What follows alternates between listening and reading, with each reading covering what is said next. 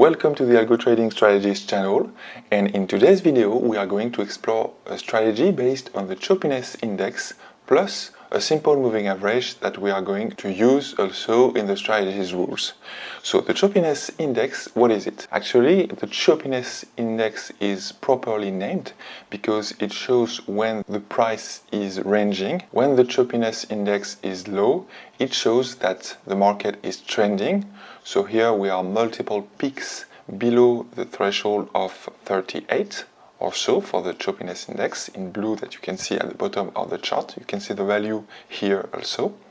And when the market is ranging, like in 2024 for the Bitcoin in the daily time frame here, the Choppiness Index is usually quite high. So above, for example, 38 or even 49 or 50 in general here. So that's something that we are going to use in our strategies rules today.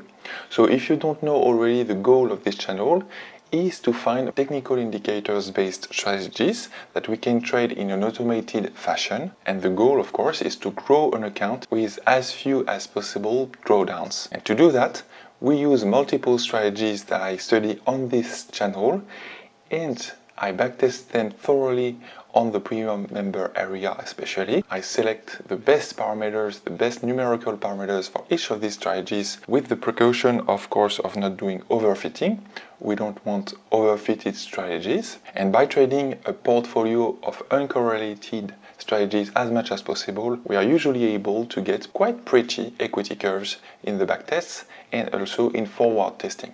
So we also forward test our strategies to make sure we don't overfit, and then we can trade them live. So here are the rules for today's strategy. It's very simple. So when the price is above the blue line, which is kind of a filtering simple moving average that we use here of length 20, of course we are going to explore many more lengths for the simple moving average period length. So when it's above and the Choppiness Index drops below a certain threshold of 38.2, for example here this is the case for this very candlestick, the small green one here, when it closes at about $80,000 for Bitcoin, we enter along, and then we close the trade when the candlestick closes below the simple moving average, or the Choppiness Index is growing again and goes above a certain threshold that we decide of 61.8. So this is the threshold, the value on top here on the Choppiness Index chart at the bottom of the screen. So this is the dashed line here in white. So here we would have closed at this small candlestick here, or maybe the day after, when this one I believe, this red one, we would have closed the long trade. So again we exit the trade when the Choppiness Index goes beyond the value of 61.8, or when the candlestick closes below the simple moving average. So hope the rules are clear for you. We are going to explore the daily, the 4-hourly and the 2-hourly sensitivity heat maps now. So in the daily time frame, here you can see the sensitivity heat maps that shows the Sharpe ratios values in green. So the greener, the bigger the Sharpe ratio. The Sharpe ratio, if you don't know already, it's a measure of the risk-adjusted return. So usually when it's big, is considered good, usually above 1, and we have many values that are above 1, which is very good here in the daily time frame. So the x-axis represents the Choppiness Index length, because yes, this blue line that you can see is based on a certain amount of historical candlesticks, and we use this here 14, I believe. So this is the default value, and of course we are exploring here on the x-axis multiple values for the length from 2 to 30, and on the y-axis we explore multiple simple moving average length, which is part also of our strategies rules today, between 10 and 200.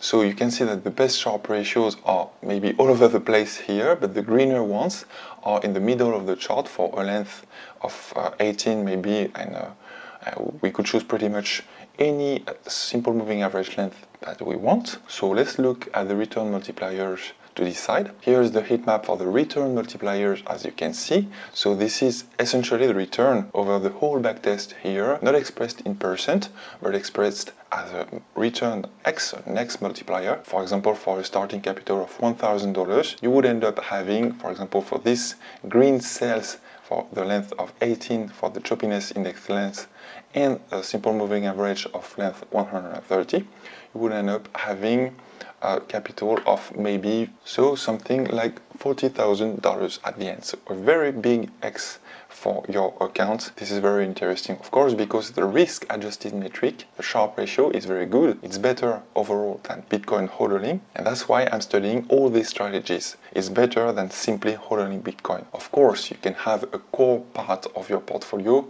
which is Bitcoin hodling, and you can also have a trading part, a trading portion, and another portion that is dedicated to algo trading. That's what I do, at least. Also, don't mind this white cell here. I don't know exactly why it's here, because the value I just checked, and it's the same for the Sharpe ratio, is positive. It's a good value. So yes, essentially very good performances for this strategy today.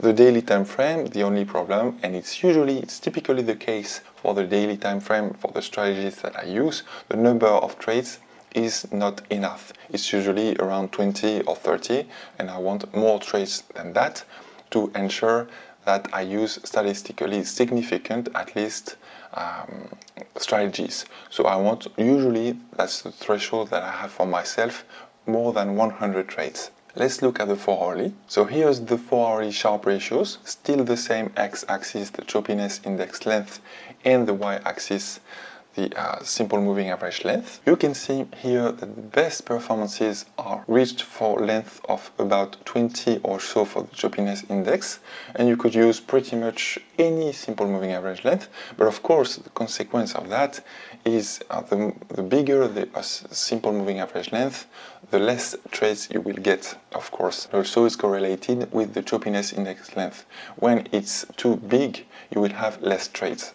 So let's consider also this top left bluer area with a choppiness index of between 4 to 6 and the simple moving average length of about, let's say, 30 or so, or 20. The performance here on the top left is lesser, yes, than what we get on the right of the chart, but we would have more trades, and that's what I'm looking for. This is an important threshold for statistical conviction into the strategies. So let's look at the returns. Again, here are the returns for the 4-hourly time frame for our strategy today. So the best returns, the 20x or so, are reached for the length of 22 and a big simple moving average, a big length for it, so about 200. So yes, very good performance overall, but the number of trades is too few, it's not enough. So of course I was considering the top left area, which was bluer for the Sharpe ratios, which is not so blue here for the return multipliers. Yes, I agree, but this is the kind of trade-offs that we have to make. The return multiplier here would be something like 3, 4, 5, something like that. But we have more trades, so we can have maybe more confidence into the strategy. So the results are not so impressive for the daily and the 4-hourly for the simple fact that there is not much trades. So let's examine together the 2-hourly time frame now. Here's the 2-hourly time frame sensitivity heat map for today's long only strategy. Also, like every other day, usually I use the fee model of 0.1% of fee for the entry and exit of each trade, and we also compound the allocation in every trade. So it's compounded 100% in each and every trade. So we can't decide much here on what values to choose for the choppiness index length and the simple moving average period length.